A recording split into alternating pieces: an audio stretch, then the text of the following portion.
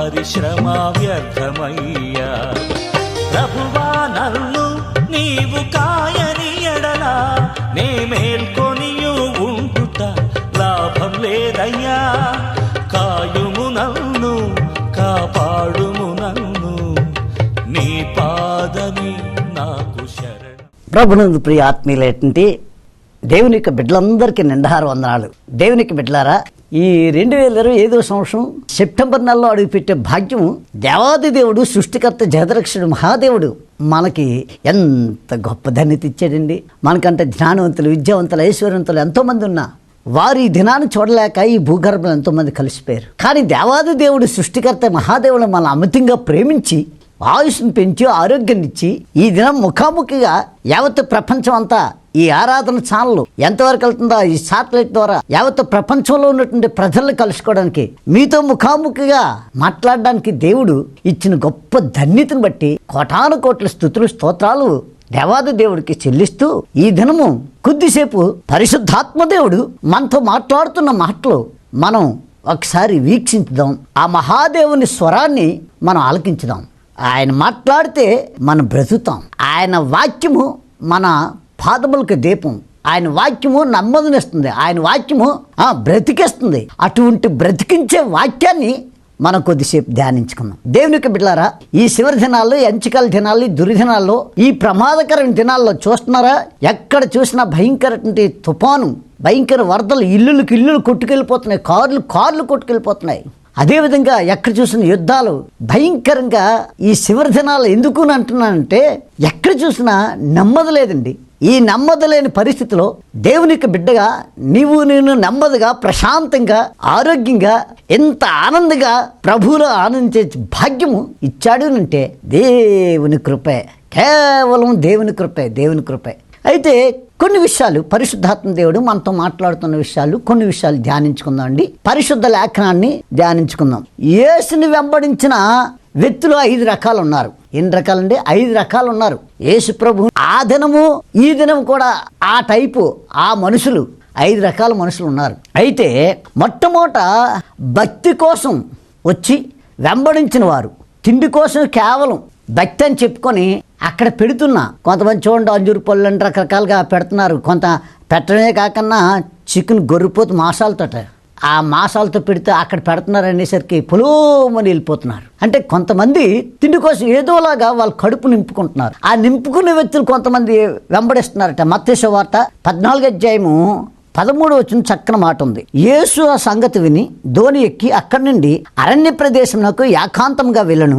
జన సమూహంలో ఆ సంగతి విని ఆ పట్టణం నుండి కాలినడకను ఆయన వెంట వెళ్ళిరి. ఆయన వచ్చి ఆ గొప్ప సమూహమును చూసి వారి మీద కనికరిపడి వారిలో రోగులైన వారిని స్వస్థపరచను. సాయంకాలం ఇప్పుడు శిష్యులు ఆయన యొద్దకు వచ్చి, ఇది అరణ్య ప్రదేశము, ఇప్పటికే ప్రొద్దుపోయెను. ఈ జనులు గ్రామంలోనికి వెళ్ళి భోజన పదార్థములు కొనుక్కున్నట్టుకై వారిని పంపివేయమని చెప్పెను. యేసు వారు వెళ్ళనక్కర్లేదు, మీరు వారికి భోజనం పెట్టడని వారితో చెప్పగా, వారు ఇక్కడ మన యొద్ద 5 రొట్టెలు 2 చేపలు తప్ప మరేమీ లేదని ఆయనతో చెప్పిరి. అందుకు ఆయన వాటిని నా యొద్దకు తిండని చెప్పి పచ్చిక మీద కూర్చుండని జనులను ఆజ్ఞాపించి ఆ 5 రొట్టెలు 2 చేపలను పట్టుకుని ఆకాశం వైపు కన్నులెత్తి ఆశీర్వదించి ఆ రొట్టెలు విరిసి శిష్యులకు ఇచ్చెను. శిష్యులు జనులను వడ్డించిరి. వారందరూ తిని తృప్తి పొందిన తరువాత మిగిలిన ముక్కలు 12 గంపలకు నిండా ఎత్తిరి. స్త్రీలు పిల్లలను గాక తిన్నువారు ఇంచుమించు 5,000 మంది పురుషులు. చూసారా, దేవునికి బిడ్డలారా, 5 రొట్టెలు 2 చేపలు 5,000 మందికి పంచారు. దేవునికి బిడ్డలారా, దేవునికి వాక్యంలో ఎంత గొప్ప విషయం. మొట్టమొదట భుక్తి కోసం వచ్చిన వాళ్ళు కొంత 5,000 మంది, ఏది స్త్రీలు చిన్నపిల్లలు కాక కొంతమంది తిండి కోసం వచ్చినటువంటి వ్యక్తులు ఉన్నారు. దేవునికి బిడ్డలారా, నాకు అనిపిస్తుందండి ఈ పరిశుద్ధ గ్రంథంలో ఎంత అద్భుతమైనటువంటి విషయాలు మనకు తెలియజేస్తున్నాడండి. నీవు ఆకలితో ఉన్నా, నీ సమస్యలతో తల్లడిల్లిపోతున్నా, నీ ఇంట్లో తిండికి లేక బాధపడుతున్నా, నా పిల్లలు ఎలా పోషించాలని వేదన చెందుతున్నా, నీ ఇంట్లో తిండికి లోటు లేకన్నా సమృద్ధిగా నిన్ను పోషించగలడు. ఎంతట 5,000 మందికి పెట్టగా ఇంకా 12 గంపలకి ఎత్తారట. ఎన్ని గంపలకండి? ఇంచుమించు 5,000 మంది తినగా 12 గంపలకి ఎత్తారు. అంటే దేవుని యొక్క బిడ్డలారా, అక్కడున్న ప్రజలందరికీ ఆకలి తీర్చి ఇంకా 12 గంపలు మిగిలిపోయింది. ఎస్, జీవం గల దేవుని వైపు తిరిగి సజీవుడైన యేసు దగ్గరికి వచ్చినప్పుడు ఆ చూస్తున్న దేవుడు, వింటున్న దేవుడు, సమాధానం ఇచ్చిన గొప్ప దేవుడు నీ స్థితిగతులు చూసి, నీ పరిస్థితులు చూసి, నీకు ఆకలి దప్పుకులు, నీకు ఇబ్బందులతో బాధపడుతున్నా ఆకలి తీర్చగల సమర్థుడైన దేవుడు నా ప్రభు అనేసి క్రీస్తు. కాబట్టి ఈ దినం ఏ సమస్యలతో తల్లడిల్లిపోతున్నావు, రండి, మన కరువుని పటాపంచలై పారిపోయేటట్టు చేస్తారు. యేసు యొద్దకు వచ్చిన వారికి ఆకలితో అలమటించవలసిన పరిస్థితి ఉండదండి. ఎంత గొప్ప దేవుడు అండి, ఎంత గొప్ప దేవుడు. నువ్వే ఆలోచనలతో వచ్చినా నీ ఆలోచనని సఫలాకృతం చేస్తాడు మహాదేవుడు. మొట్టమొదట ఆకలి తీర్చే వ్యక్తి. రెండోది యేసు అద్భుతం చూస్తకు మత్తయి సువార్త 11:21 అంటాడు ఇక్కడ, అయ్యో కొరిజిన్లో, అయ్యో బెత్సయిదా, మీ మధ్యన చేయబడిన అద్భుతములు తూరు సిదోన పట్టణంలో చేసిన ఎడల ఆ పట్టణం వారు పూర్వమే గోనె పట్ట కట్టుకొని బూడిదలో వేసుకొని మారు మనసు పొంది యుందురు. దేవునికి మహిమ. కొంతమంది వస్తారు అద్భుత కార్యం చూడాలని. దేవునికి బిడ్డలారా, ఈ పరిశుద్ధ వేద గ్రంథం చెప్తుంది, నీవే ఉద్దేశంతో వచ్చినా, దేవుని సన్నిధికి వచ్చిన వ్యక్తిని ఏ ఉద్దేశంతో వచ్చినా ఆ ఉద్దేశం నెరవేర్చగల సమర్థుడైన దేవుడు ప్రభు అనేసి క్రీస్తు. ఎంత గొప్ప దేవుడు, ఎంత గొప్ప దేవుడు. ఇటువంటి దేవుడిని కలిగి ఉండటం ఎంతో గొప్ప ధన్యత. బైబిల్ చెప్తుంది, నిత్యము నీకు పెదవుల మీద నవ్వు నుంచుతాను. ఎస్, నా ప్రభు ఏనాడైతే నమ్ముకున్న ఆనాటి నుండి నాకు అనేక శ్రమలు, అనేక బాధలు, కష్టాలు వస్తున్నాయి.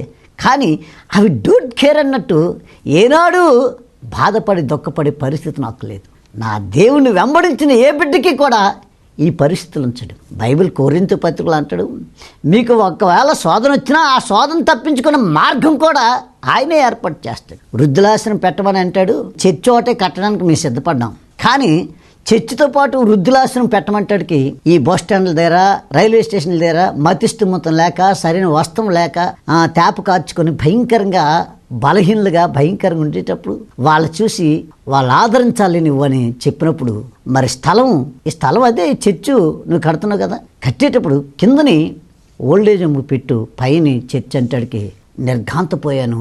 ఆయన చెప్పినట్టు చేసినప్పుడు అన్ని సమకూర్చగలుగుతున్నాడు.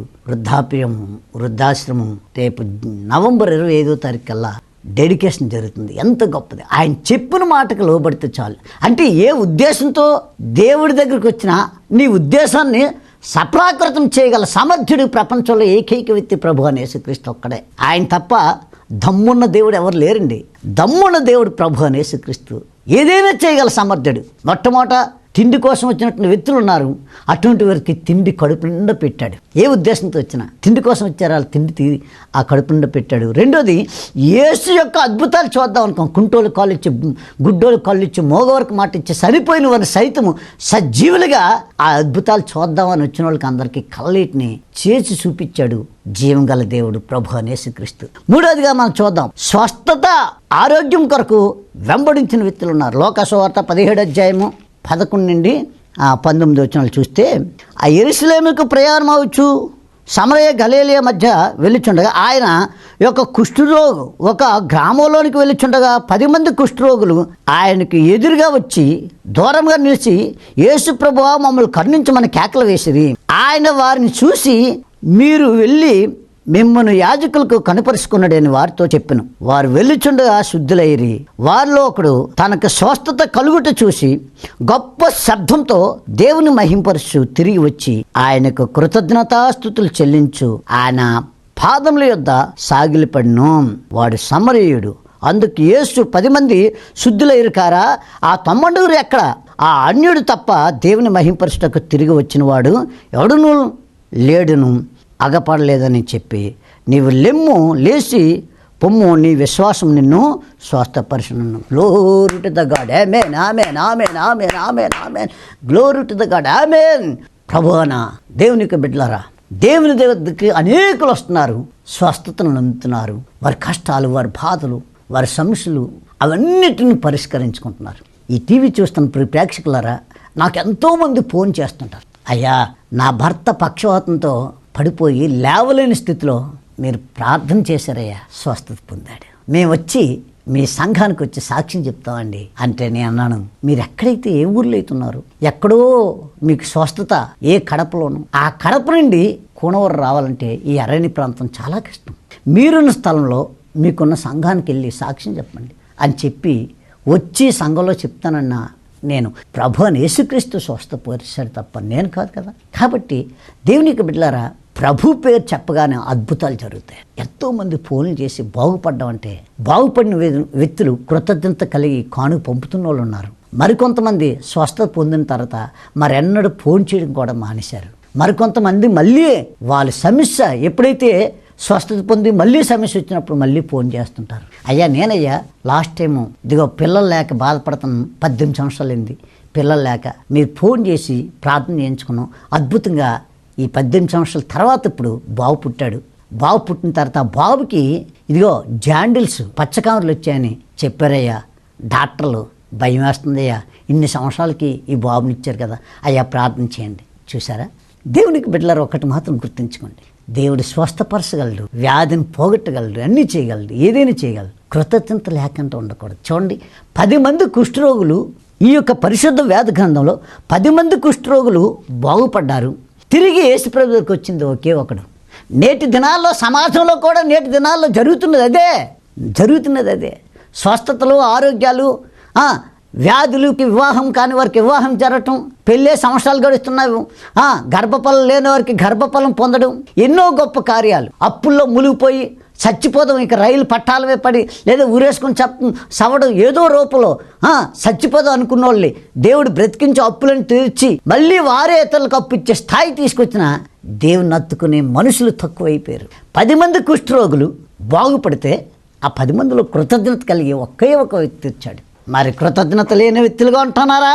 అలాంటి జీవితం జీవిస్తే దేవుడు మెచ్చుకోడండి. నిన్ను బట్టి నీ పిల్లలు దీవించబడాలని అంటే తప్పనిసరిగా నీవు కృతజ్ఞత కలిగి ఉండాలి. ఈ పరిశుద్ధ గ్రంథం పట్టుకొని చెప్తున్నాను. నా కుమార్తెకి బాబు స్కూల్ పోస్ట్ వచ్చాడు. స్కూల్ పోస్ట్ వస్తే ఆ గిఫ్ట్ పెట్టుకుని వస్తే ఆయన ప్రార్థన చేస్తూ అంటాడు, ఇంకా నేను స్కూల్కే కాదు, మా స్కూల్లో కాదు, నేను స్టేట్ లెవెల్లో పోస్ట్ వస్తాను తాతయ్య అంటుంది. మనవరాలు ఒక ఆర్ట్ ఏదైనా వేయాలంటే నిమిషాల మీద అలా నిలబెట్టి వేసేసినట్టు వేసేస్తుంది ఆ చిన్న బిడ్డ. దేవునికి బిడ్డలారా, మనం కృతజ్ఞత కలిగి మనం దేవుడిలో ఉంటే మనల్ని బట్టి మన పిల్లలు దీవించబడతారు, మనం పిల్లలు దీవించబడతారు. బైబిల్ వాక్యం ఎంత గొప్పదండి. ఈ మహాదేవుడు చెప్తున్న మాట ఎంత గొప్పది. నన్ను ప్రేమించి నా ఆజ్ఞలు గైకొని నా మాట వింటే వారు 1000 తరాల వరకు దీవించబడతారు. కృతజ్ఞత లేకన్నా దేవుడు చేసిన అద్భుతాల్ని అనుభవించి కృతజ్ఞత లేకుండా ఉంటారే, ఆ వ్యక్తులు 3-4 తరాలే తర్వాత వాళ్ళ ఇంటి పేరు ఉండదు, ఆ వ్యక్తులే కనిపిస్తుంది. కాబట్టి అలా కృతజ్ఞత లేని వ్యక్తిగా ఉండకూడదు. ఈ టీవీ చూస్తున్న ప్రేక్షకుడా, నీవే స్థితిలో ఉన్నా దేవుడు నీకు చేసిన మేలు బట్టి కృతజ్ఞత కలిగి దేవుణ్ణి నత్తుకోండి. దేవుణ్ణి నత్తుకుంటే చాలామంది అని అంటారు, దేవుణ్ణి ప్రేమించడం అందరూ ప్రేమిస్తారు, కానీ మనం ప్రేమిస్తున్నాం, కానీ ప్రభు మనల్ని ప్రేమిస్తున్నాడు లేదా మనకు తెలియాలి. అలా కానివ్వండి, ప్రభువు ప్రేమిస్తే ఆ వ్యక్తి జీవితం విప్లవాత్మకంగా మారిపోతుందండి. కాబట్టి మొట్టమొదట తిండిబోతులు ఏదో ఆస్తి వచ్చారు, ఆ ఆస్తి నెరవేర్చాడు. రెండోది అద్భుతాలు చూద్దామని వచ్చారు, అద్భుతాలు చూశారు. మూడోది ఎవరో అద్భుతాలు పొందడం కాదు, నాకు కావాలి, నా రోగం పోవాలి, నా బీపీ పోవాలి, నా షుగర్ పోవాలి, నా సమస్త బలహీనతలు పోవాలి, నా ఇంట్లో దరిద్రం పోవాలి, నాకున్న అప్పులు తొలగిపోవాలి, ఇదిగో నా కుమార్తెకి వివాహం కాక తల్లడిల్లిపోతున్నాం, సరైనటువంటి సంబంధం రావాలి, మోసగాలు మాయగాలు కాకుండా నా కుమార్తె సరైనటువంటి హృదయాన్ని ప్రేమించి యేసును అత్తుకున్న కుమారుడు కావాలి. నువ్వు ఎదురు చూస్తున్నావా? అవన్నీ చేస్తాడు దేవునికి కృతజ్ఞత కలిగి ఉంటే. దేవునికి బిడ్డలారా చూడండి, ఇంకా దేవునికి వాక్యంలో చూస్తే యేసు మొట్టమొదట ఏదో తిండి కోసమో మొత్తానికి ఆయన దగ్గరికి వచ్చిన వారు అద్భుతాలు, వారి కోరికలు నెరవేర్చడు మొట్టమొదట. రెండోది అద్భుతాలు చూద్దామని వచ్చారు, అద్భుతాలు చూశారు. మూడోది ఎవరికో జరగడం కాదు, అద్భుతాలు నా ఇంట్లో, నా ఒంట్లో, నా కుటుంబంలో జరగాలి, నా జీవగల దేవుణ్ణి ఎలుగెత్తి కీర్తిస్తాను అని కోరికలతో వచ్చి ఆయన సాక్షిగా ఉంటారే, అటువంటి వ్యక్తిని ఉన్నతమైన స్థాయికి తీసుకొస్తాను. మూడోది స్వస్థత పొందాలి. నాలుగోది యేసు బోధని తప్పు పట్టడానికి వెంబడించిన వారు ఉంటారు చాలామంది. యేసు ప్రభు యొక్క బోధనే తప్పు పట్టడానికో చాలామంది శాస్త్రులని, పరిశీలనని వీళ్ళు వెంబడించారు. ఇప్పుడు కూడా మనం ఎన్నో సంఘాలు, కోయ, కొండ్రెడ్డి, గొత్తుకోయ, లంబాడీసు, గదబ, రకరకాల భాషల్లో ఆంధ్ర, తెలంగాణ, ఛత్తీస్గఢ్, మహారాష్ట్ర, ఒరిస్సా, రాయగడ కొండల మీద లిపిలేని భాషల్లో జరుగుతున్న పరిచయం చూడటానికి కొంతమంది ముఖాముఖిగా వచ్చి చూస్తున్నారు. మరికొంతమంది కడుతున్నది. ఇంతవరకు తాటాకులు రేకులేసి చుట్టూ తడికలు పెట్టుకుని ఉన్నటువంటి ఈ చర్చిలే మన ఉన్నాయి ఇంతవరకు అన్ని రాష్ట్రాల్లో. ఒక విశాఖపట్నంలో కడుతున్న బిల్డింగ్ని కిందన ఓల్డేజ్ పైన చర్చి కట్టడానికి వారు సపోర్ట్ చేసినా చెప్పినా కొంతమంది వచ్చి చూస్తున్నారు. ఎందుకంటే కొంతమంది యేసు బోధను తప్పు పట్టడానికి ఈయన 32 సంవత్సరాల నుండి సేవ చేస్తున్నారు, విశాఖపట్నంలో బిల్డింగ్ కడుతున్నారట, అవునా కాదని చూడడానికి వచ్చిన వాళ్ళు ఉన్నారు. చూసి వారి డౌట్ని క్లియర్ చేసుకున్నారు. నేను కూడా యేసు ప్రభువుని వెంబడించి మేము పద్మశాలుల కుటుంబంలో పుట్టి భయంకరటువంటి విగ్రహారంతో ఉన్నటువంటి మమ్మల్ని జీవం గల దేవుడి దర్శించి మాకు రక్షణ ఇచ్చిన తర్వాత యెరూషలేం వెళ్తే యెరూషలేంలో 32 బాప్తిసాలు. చాలామంది యెరూషలేం వెళ్తుంటారు, కానీ ఆ యెరూషలేంలో బాప్తిసాలు ఇవ్వటం దేవుడు నాకు ఇచ్చిన ధన్యత. 32 బాప్తిసాలు ఇచ్చా. ముఖాముఖిగా యెరూషలేం వెళ్ళినప్పుడు ఐగుప్తు మండుచున్న పొద, ఆ యొక్క యోర్దాన్ నది యేసుప్రభు తీసుకున్న బాప్తిసాలు తీసుకున్న ఆ స్థలంలో 32 బాప్తిసాలు ఇచ్చా. అలాగే మృత సముద్రం, ఇవన్నీ కూడా చూసి వచ్చిన తర్వాత మరింత మహాదేవుణ్ణి హత్తుకున్నానండి. హత్తుకొని నా దేవునితో నడుస్తున్నాను. నా చేయి పట్టి దేవుని నడిపిస్తున్నాడు, నేను ఆయన చేయి పట్టుకుని నడుస్తున్నాను. అప్పటి నుండి విప్లవాత్మక పరిచర్య విస్తరింపబడింది. కాబట్టి ప్రియ సహోదరి సహోదరుడా, ఈ మాటలు వింటున్న ప్రియ స్నేహితుడా, నేను ముగిస్తున్నాను. మొట్టమొదట తిండి కోసం ఆయన దగ్గరికి వెళ్తే, యేసు దగ్గరికి వెళ్తే నా బాధలు తీరిపోతాయి అన్నాడు. తిండి కోసం వచ్చిన వాళ్ళు ఇటువంటి వాళ్ళు వారు కడుపు నిండా అన్నం తిన్నారు, వారు కళ్ళారా చూశారు. రెండోది యేసు చేస్తున్న అద్భుతాలు చూశారు. మూడోది ఎవరికో జరగను కాదు, నా జీవితంలో జరగాలని ఆశపడిన వ్యక్తి దైవ సన్నిధికి వచ్చినటువంటి దేవుడి ప్రభు అని యేసుక్రీస్తు దగ్గరికి వచ్చిన ప్రతి ఒక్కరు కూడా స్వస్థతలు పొందినట్టు చూస్తున్నాం. నాలుగోది యేసు బోధన తప్పు పడ్డానికి చూశారు.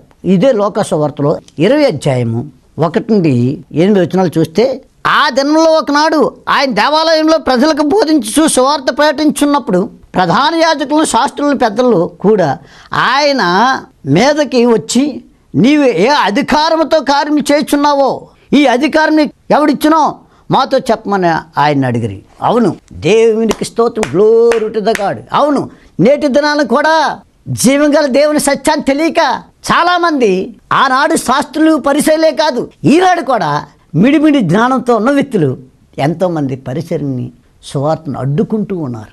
యేసు బోధలు తప్పు పట్టిన వాళ్ళు ఉన్నారు. జీవం గల దేవుని యొక్క అసలు మనిషి జీవితం ఎంతండి? ఈ కొద్దిపాటి జీవితానికి ఎన్ని వేషాలు వేయాలో వేస్తుంటారు.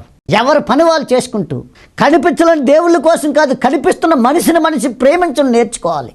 కనిపించిన మనిషిని ప్రేమించడు, నీ జన్మించిన తల్లి పోషించడు. ఈ పనికి వాళ్ళు మాట్లాడి దేవుని పరిసరికి విరుద్ధంగా ఉన్నటువంటి వ్యక్తులు ఎంతోమంది ఉన్నారు. ఈ టీవీ చూస్తున్న ప్రేక్షకుడా, యేసు బోధలు సత్యమైన మార్గంలో నీ బ్రతుకును మార్చుకొని మాట్లాడే మాటలే తప్ప నీ బ్రతుకును పాడు చేస్తుంది కాదు. యేసు మార్గం, యేసు బోధలు ఎలాంటివంటే జీవితాలు కట్టే దేవుడు, జీవితాలు బ్రతుకులు మార్చే దేవుడు, హృదయాలు మార్చేవాడు. మతం కాదు, ఇది ఒక మార్గం. మనసులు మార్చేది తప్ప కులం మార్చుకోడు, మతం మార్చుకోడు, ఎన్ని అవసరం లేదు. ఒక సత్యమైన మార్గంలో. నిన్నటి వరకు భయంకరటువంటి తాగుబోతూ అటువంటి వ్యక్తి యేసు దగ్గరికి వచ్చేసరికి తాగు నుండి విడుదల పొంది వాడు పరిశుద్ధంగా మారిపోతున్నాడు, తన భార్య పిల్లలకి ఆశీర్వదకరంగా ఉంటున్నాడు. ఇలా మంచిగా మారిపోవటం మరి నీకు ఇష్టం లేదా? అందుకనే ఈ బోధని, ఈ యొక్క పరిచయని ఎగతాళి చేస్తున్నారు. నో ప్రియ స్నేహితుడా, కొద్ది రోజులు కూడా మనిషిని ప్రేమించండి, మంచి మార్గం నడవండి, బ్రతుకులు మార్చుకోండి. దేవుని యేసు ప్రభు బోధలన్నీ అవే. మొట్టమొదట భుక్తి కోసం వచ్చేటువంటి వ్యక్తులు తిండి కోసం వచ్చిన వాళ్ళు. రెండోది యేసు అద్భుతాలు చూడడానికి వచ్చిన వాళ్ళు. మూడోది ఎవరికో జరగను కాదు, నాకే అద్భుతాలు జరగాలని కోరుకొని వచ్చి వారి అద్భుతాలు వారి జీవితంలో జరిగేటట్టు దేవుడి కార్యాలు చూశారు. నాలుగోది యేసు బోధన తప్పు మార్గం ఇవ్వమని ఆలోచించిన వ్యక్తులు ఉన్నారు. ఐదోది యేసును మనస్ఫూర్తిగా నమ్మినటువంటి వ్యక్తులు ఉన్నారు. ఆ వ్యక్తుల్ని దేవుడు ఎలా దీవించాడు చూద్దాం. యోహాను సువార్త 4వ అధ్యాయము 6వ వచనంలో చక్కని మాట ఉంది, చదువుదాం.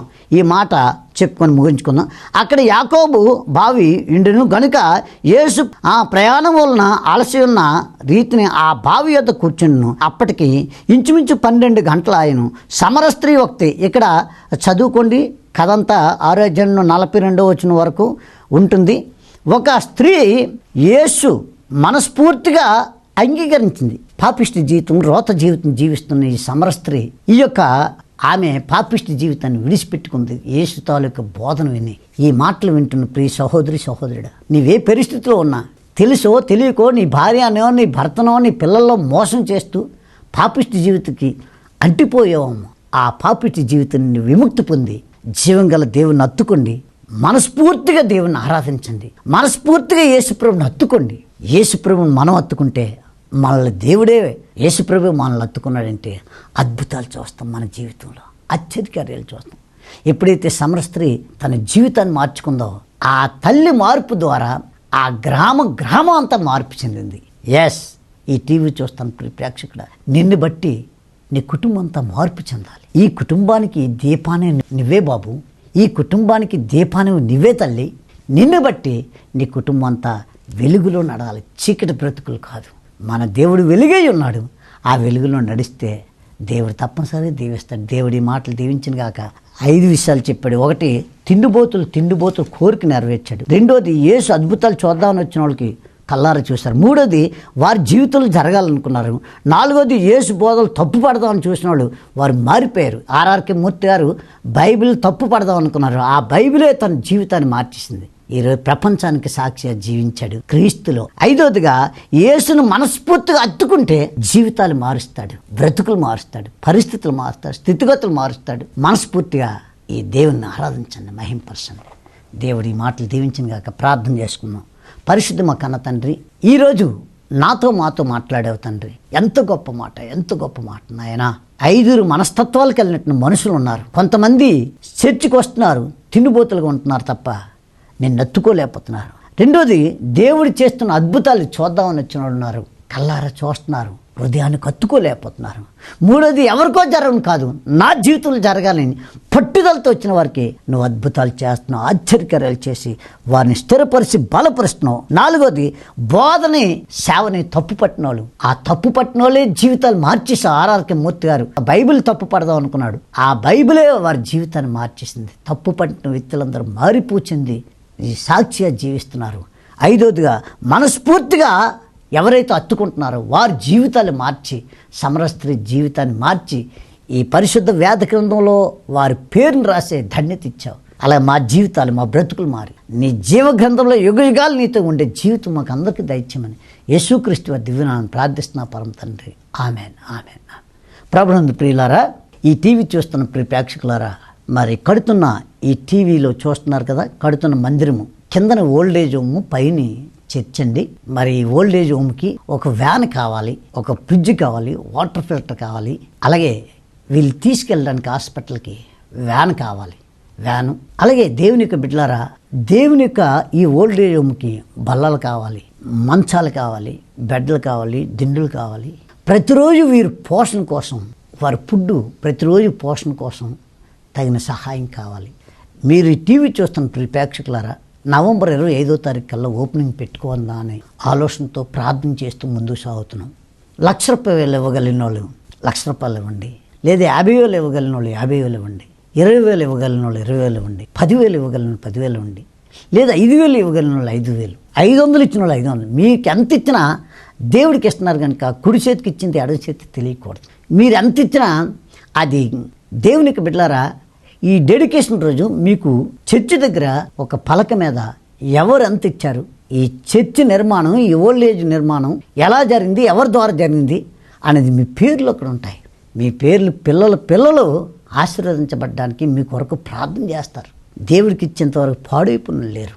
దేవుడికి ఇచ్చి తన దరిద్రాన్ని, తన పేదరికాన్ని, తన యొక్క బలహీనతల్ని, తన యొక్క స్థితిగతుల్ని మార్చుకొని ఉన్నతమైన స్థితిలో ఉన్నటువంటి వ్యక్తులు ఎంతోమంది ఉన్నారు. మీరు కూడా మీ స్థితిగతులను మార్చుకోవడానికి దేవునికి ఇచ్చి మీ స్థితిగతులు మారి ఉన్నతమైన స్థాయిలో ఉండి ఆశీర్వదించబడే ఆ గ్రామంలోనూ మీ చుట్టాల బంధువులు ఉన్నతమైన స్థితిలో ఉంటారని ఆశిస్తూ ఈ మాటలు ముగిస్తున్నాను. మీరు తప్పనిసరిగా సహాయం చేస్తారు కదా, సహాయం చేసి త్వరగా ఈ ఓల్డేజ్ హోమ్ చర్చ్ డెడికేషన్ జరిగిస్తారని ఆశిస్తూ ఈ మాటలు. Thank you. ప్రభువా, నా ఇంటిని నీవు కట్టని ఎడలా ఇల్లు కట్టు వారి శ్రమ వ్యర్థమై